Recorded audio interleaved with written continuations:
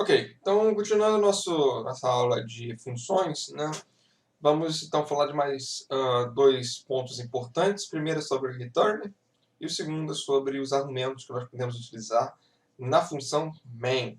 Tá? Vamos lá, então. Ok, vamos lá.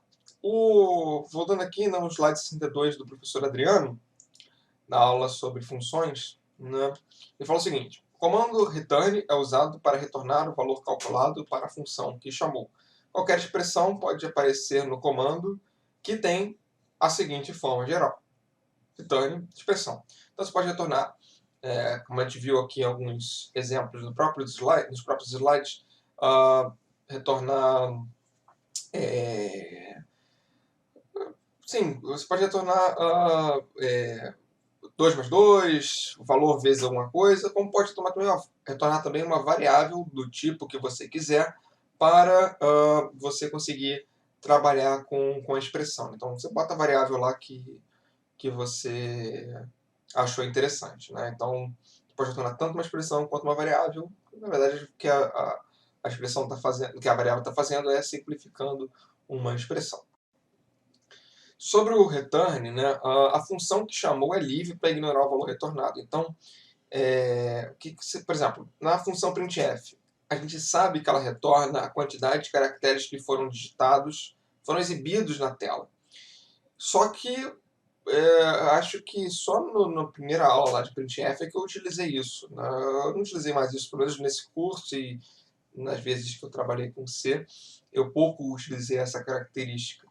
Então a gente não precisa, mesmo que ele retorne um valor, a gente não precisa utilizar esse valor para nada. Né? Então a gente pode ignorar esse return. Além disso, a função pode conter o comando e, portanto, nenhum valor é retornado.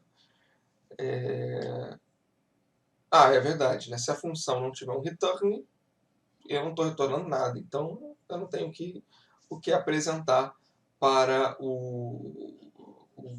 a função que chamou. Né? E aí, no caso, a função vai terminar quando chegar no último elemento mesmo. Né? Chegou no último comando, não tem nada. Se for uma função tipada, né, ou seja, a função que tem tipo, provavelmente o compilador vai te mandar um warning avisando que você está criando uma função que diz retornar um tipo, mas não está retornando nada. Né? Se for uma função void, isso estará correto. Quando o comando return não existe, o valor retornado é considerado indefinido. As funções que não retornam valores podem ser declaradas como do tipo void. Então, se você está querendo definir que a função não vai realmente retornar nada, defina ela como do tipo void. Ok. Como eu falo desde o início dos nossos vídeos, a gente trabalha com a função main, que é a principal função do todo o programa C. Né? Todo o programa C tem que ter uma main para ser executado, que é justamente por ali que ele começa. E como toda função, ela pode ter seus próprios argumentos. Só que, poxa, se ela é a principal, quem que vai mandar os parâmetros? Né? No caso, quem manda os parâmetros para main vai ser o programa que vai executar o seu programa. Né? Então, no caso, poderia ser o PowerShell, o terminal, o console, enfim. Se você estiver trabalhando, vai ser quem vai estar chamando. Né? E é através dele que a gente vai passar esses argumentos, que são, no caso, dois. Um, que é o argc, que é do tipo inteiro, e o outro, que é o char argv, que é do tipo char, e ele tem essa característica asterisco, asterisco, que a gente vai ver mais adiante. O outro programa é um vetor de caracteres, né? E ele vai mandar para você alguns parâmetros extras. Né? Esses parâmetros normalmente são mandados através, na hora da gente executar o programa, a gente bota lá o ponto barra e o nome do programa. E aí a gente pode ir passando argumentos extras ali, e esses argumentos vão ser recebidos através do argv. Né? Vão ser listados através do argv. Lembrando que o primeiro vai ser sempre o nome do programa propriamente dito. Então, se o nome do meu programa é teste, vai chegar teste para a gente. Né? Deixa eu ver o outro parâmetro. É um vetor de cadeias de caracteres, portanto, caso sejam fornecidos números, estes devem ser convertidos para o formato requerido, né? A gente declarou ele aqui como char, obviamente, né? A gente sabe que o padrão dele é char. Não dá para esperar que vai chegar uma outra coisa que não um char, né? Cada um dos argumentos do programa é um elemento deste vetor, né? Então, o primeiro vai ser o nome do programa, o segundo vai ser, enfim, o que você estiver passando. A primeira linha da função main pode ter a seguinte forma, né? Pode ser void ou int argc char argv, né? E aí o interessante é que a gente pode argumentar ela tanto com asterisco, asterisco, argv, ou com asterisco, argv, abre e fecha colchetes.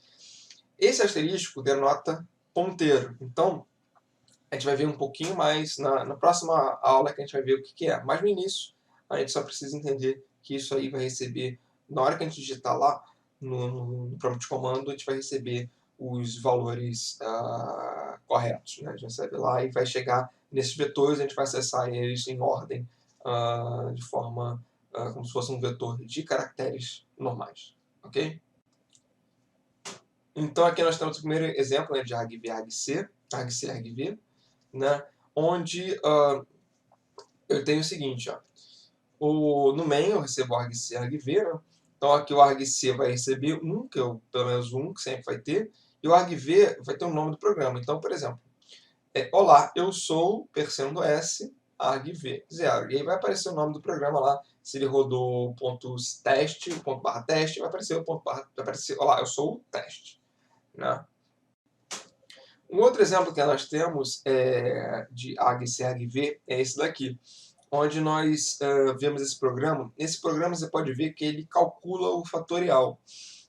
Só que uma coisa interessante é o seguinte, ele não tem nenhum scanf, porque ele não precisa mais do scanf, né? Alguns programas não vão precisar mais do scanf, porque você vai poder ler através da chamada do seu próprio programa, tá? Então, é uma coisa bem legal, isso é bem legal, né, se for pensar, né? Então, o que acontece é o seguinte, se o meu programa, o que ele fez aqui? Se o argc for menor do que 2, significa que eu só recebi um único argumento. Se eu receber um único argumento, só tem o nome do programa. E aí ele manda esse printf ensinando como é que você usa esse programa. Escreva o nome do programa, né, que é o argc, o argv0, bote número 1, número 2 e por aí vai, tá? Ele dá o return 1. Por que ele dá o return 1?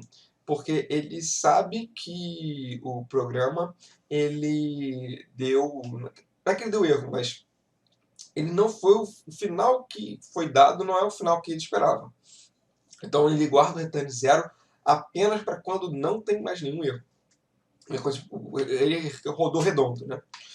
Vamos lá. Aí, bom, se ele tem o argumento menor do que se o argumento vale 1, por exemplo, né, que é o menor que você pode ter 1, ele vai retornar um valor aqui e não continua para baixo, porque eu encerrei a função. Né? Então, encerrei a função, o return encerra minha função. Como eu encerrei minha função, eu não executo mais nada do que vem a seguir. Então, eu não preciso que isso aqui fique no else, eu mando apenas o if.